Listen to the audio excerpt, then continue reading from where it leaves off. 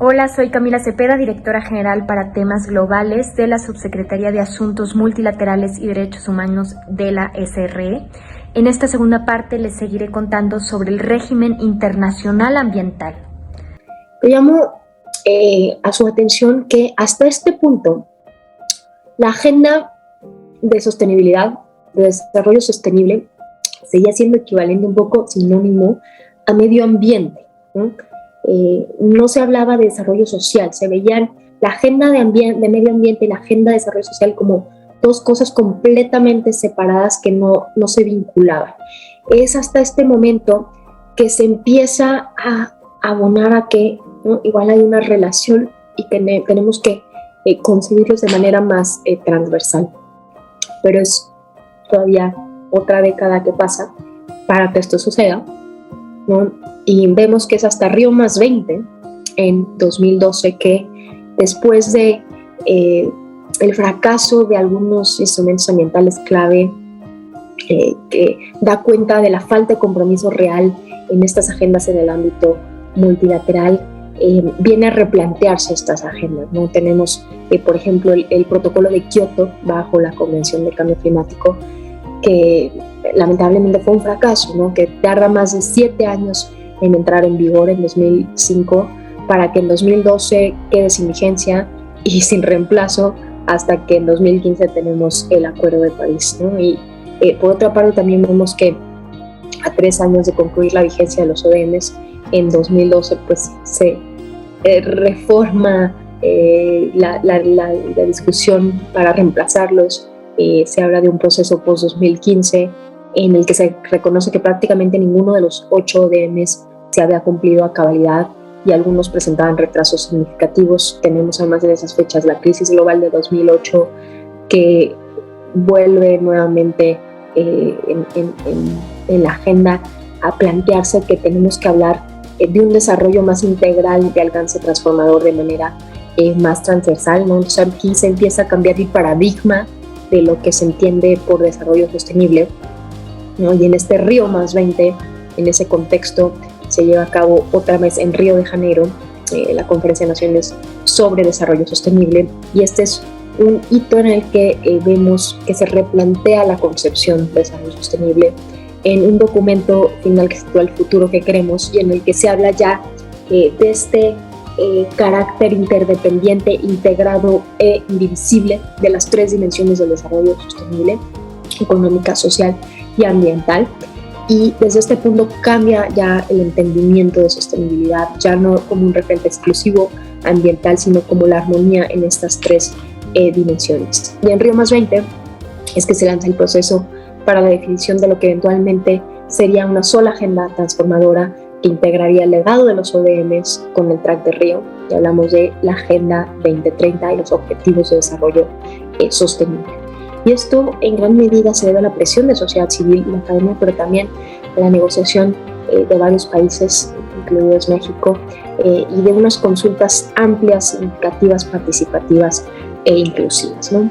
Entonces tenemos que en 2015, en el Pleno de las Naciones Unidas, culmina este proceso con la adopción de la Agenda 2030, sus 17 Objetivos de Desarrollo Sostenible, en un llamado universal a la acción para lograr de manera simultánea la justicia social, la protección del medio ambiente y la prosperidad económica inclusiva bajo el mandato de no dejar a nadie atrás. Vemos que por primera vez los objetivos tradicionalmente considerados como ambientales figuran en la agenda de desarrollo al mismo nivel que los sociales y los económicos, y lo que es más se reconocen como profundas interdependencias.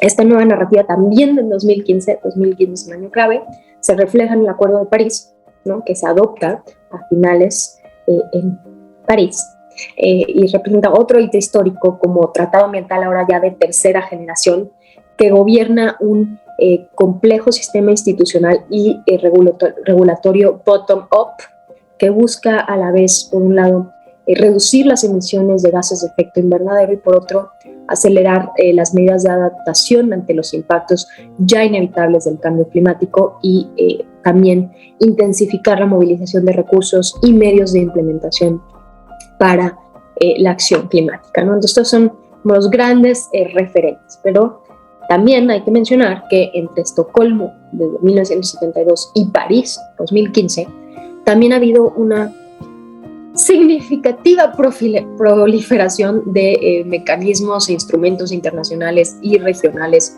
los cuales regulan y protegen todas las esferas ambientales, ¿no? Tenemos la Agenda Azul, de temas de océanos, mares, cuerpos de agua, la Agenda Verde, biodiversidad de sus 3 niveles, diversidad de ecosistemas, de especies y genética, la Agenda Gris, que se refiere a todo el uso, traslado y disposición de residuos contaminantes y desechos peligrosos, contaminación del aire, capa de ozono, y temas también de cambio climático específicamente y de la atmósfera. Entonces, vemos que hay un montón de mecanismos que atienden problemas cada vez más complejos, más especializados, por medio de instrumentos y procesos mucho más sofisticados, especializados, decíamos.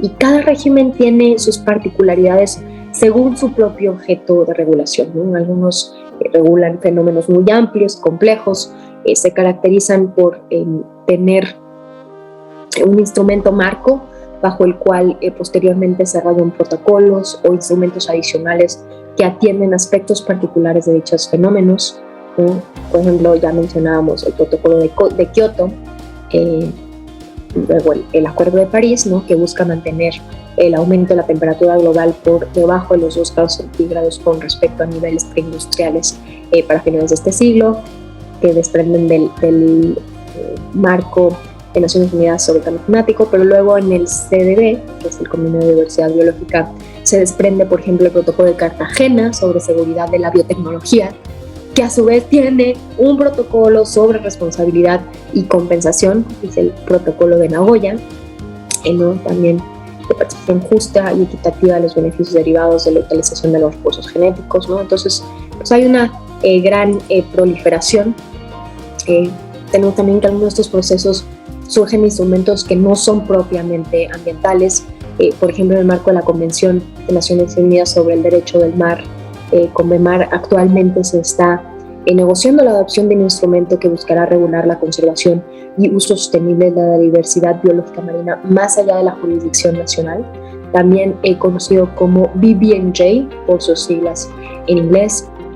Luego tenemos otro tipo de convenios que regulan espacios geográficos o ecosistemas concretos, ¿no? Como la Convención de Ramsar, que protege humedales de importancia internacional, particularmente porque son hábitat de especies migratorias de aves acuáticas.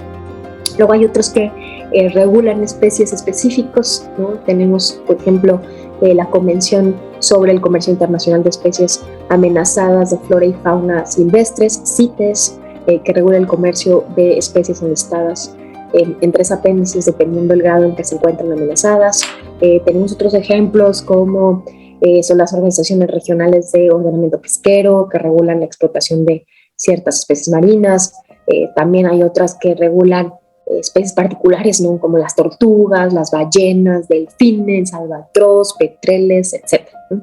Y luego tenemos a otros que regulan procesos o actividades como el Convenio de Rotterdam sobre consentimiento previo informado, que establece un mecanismo de autorización previa a la importación y exportación de sustancias químicas peligrosas, ¿no? También en todo esto de Agenda Gris pues tenemos cosas que regulan el mercurio, como la Convención de Minamata o la de Estocolmo sobre contaminantes orgánicos persistentes, en fin, ¿no? O sea, tenemos instrumentos regionales, bilaterales, es en verdad un sinfín de temas que pues vemos que hay que dar seguimiento y que siguen siendo igualmente importantes, pero que siguen en construcción, ¿no? La agenda ambiental, a la diferencia de otras agendas, como es el caso de derechos humanos, sigue en construcción, sigue en evolución, sigue habiendo nuevas amenazas. Entonces, pues tenemos que seguir al día en todo las crisis que estamos viendo, que estamos enfrentando y que tenemos que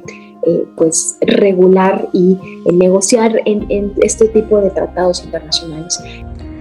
Si les interesa conocer más sobre estos temas, esperen la tercera y última parte y recuerden que pueden seguirnos en nuestras redes sociales.